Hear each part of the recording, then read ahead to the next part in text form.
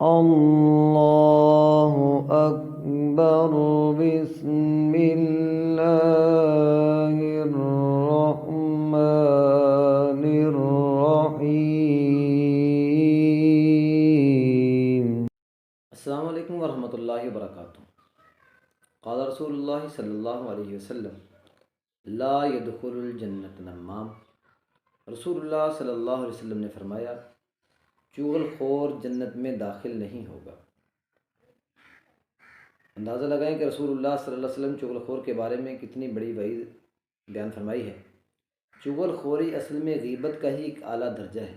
غیبت کا ہی ایک اعلیٰ درجہ ہے۔ چغل خوری کہتے ہیں کہ فساد کی غرض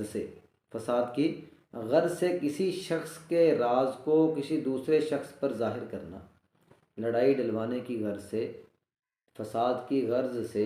ایک شخص کے راز کو دوسرے شخص کو بیان کرنا، اس چیز کا نام چغلی کہا جاتا ہے، جس کے بارے میں آپ صلی اللہ علیہ وسلم نے فرمایا لا يدخل الجنت نمام، کہ چغل خور جنت میں داخل نہیں ہوگا۔ اندازہ لگائیں کہ رسول اللہ صلی اللہ علیہ وسلم نے چغل خوروں پر لعنت فرمائی ہے اور چغل خور کے بارے میں فرمایا کہ چغل خور جنت میں داخل نہیں ہوگا، اور آپ صلی اللہ علیہ وسلم نے یہ بھی فرمایا کہ زیادہ تر قبر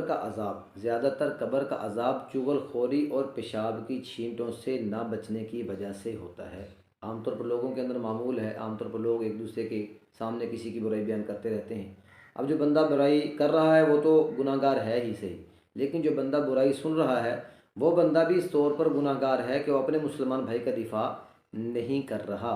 اس کو چاہیے، شریعت کا طریقہ یہ ہے کہ جب کوئی بندہ کسی دوسرے کی برائی کرے، کسی کی چغلی کھائے، کسی کی چغل خوری کرے، تو جو سننے والا ہے وہ بندہ اس کو منع کر دے، بھئی آپ اس طرح اس بندے کی چغلی نہ کریں، آپ کا چغلی کرنا مناسب نہیں ہے، اس بندے کے اندر یہ برائی موجود نہیں ہے۔ حدیث پاک کے اندر آتا ہے، نبی کریم صلی اللہ علیہ وسلم کے حدیث پاک کا مفہوم ہے، جس شخص کے سامنے اس کے مسلمان بھائی کی برائی کو بیان کیا گیا اور اس نے باوجود طاقت ہونے کے، باوجود استطاعت ہونے کے، اس نے اپنے مسلمان بھائی کا دفاع نہیں کیا، مسلمان بھائی کا بچاؤ نہیں کیا، تو دن قیامت کے مسلمان بھائی کا بچاؤ نہیں کیا تو اپنی بھائی کی مدد کرنے کی وجہ سے، اپنے بھائی کی مدد نہ کرنے کی وجہ سے دنیا اور آخرت دونوں جہانوں کے اندر اس بندے پر اس چیز کا وبال پڑے گا، اس گناہ کا وبال پڑے گا۔ لہٰذا ہمیں چغل خوری کسی کی سن کر اس کے ساتھ نہیں رل جانا، اس کے ساتھ ملنے نہیں جانا چاہیے، بلکہ ہمیں اس کا بچاؤ کرنا چاہیے، بھی فلانا بندہ ایسا نہیں ہے۔ حضرت حاجی امداد اللہ مہاجر مکی رحمۃ اللہ علیہ کا معمول تھا، جب ان کے سامنے کسی بھی بندے کی چغلی بیان کی جاتی، کسی کی کوئی برائی بیان کی جاتی، یا کہ کوئی ان کی کوئی شکایت لے کر آ جاتا تو وہ اس کو منع فرما دیتے تھے اور کہہ دیتے تھے بھئی اس بندے کے اندر ایسی بات موجود نہیں، آپ غلط کہہ رہے ہیں۔ ایک مرتبہ ایسا ہوا کہ ایک شخص حضرت کی خدمت کے اندر حاضر ہوا، حضرت کی خدمت کے اندر حاضر ہو کر کہنے لگے کہ فلاں شخص نے آپ کے بارے میں یہ نازیبہ باتیں کی ہیں، یہ بری بری باتیں آپ کے بارے میں جو کر رہا تھا۔ حضرت نے اس کی بات سن کر فوراً ارشاد فرمایا کہ اس بندے نے تو میری پیٹھ پیچھے ہی میری برائی کی تھی، جبکہ تو میرے سامنے ہی میری برائیاں بیان کر رہا ہے، میرے سامنے ہی، میرے منہ کے سامنے میری برائی کرنے پہ تلا ہوا ہے، تو اس سے بھی بڑا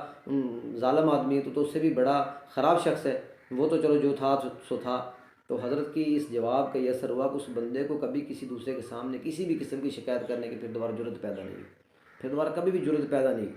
لہٰذا ہمیں بھی ایسا ہی طریقہ اپنانا چاہیے، جب کوئی بندہ ہمارے سامنے یہ بیان کرے بھی فلانا بندہ آپ کے بارے میں بری بات کر رہا تھا، فلانا بندہ آپ کے بارے میں ایسی بات کر رہا تھا، فوراً اس کو چپ کروا دیں، بھائی اگر وہ کر رہا تھا اس کا معاملہ اس کے ساتھ ہے، میں نہیں جانتا کہ وہ بندہ ایسا ہے۔ اور کسی بھی مسلمان بھائی کو کسی دوسرے کے ساتھ بدگمان بھی نہیں ہونا چاہیے۔ المسلم اخو المسلم، مسلمان کا کیا ہے جی، بھائی ہے، تمام کے تمام مسلمان آپس کے اندر ایک دوسرے کے بھائی ہیں، لہٰذا ہم تمام کو ایک یکجا ہو کر رہنے کی ضرورت ہے۔ ایک دوسرے کے اندر فساد ڈالنا اور ایک دوسرے کے اندر رکھنا ڈالنا اور یہ تمام کے تمام کام کرنا، یہ تمام کے تمام باتیں کرنا، یہ شیطان کے عمل میں سے ہے،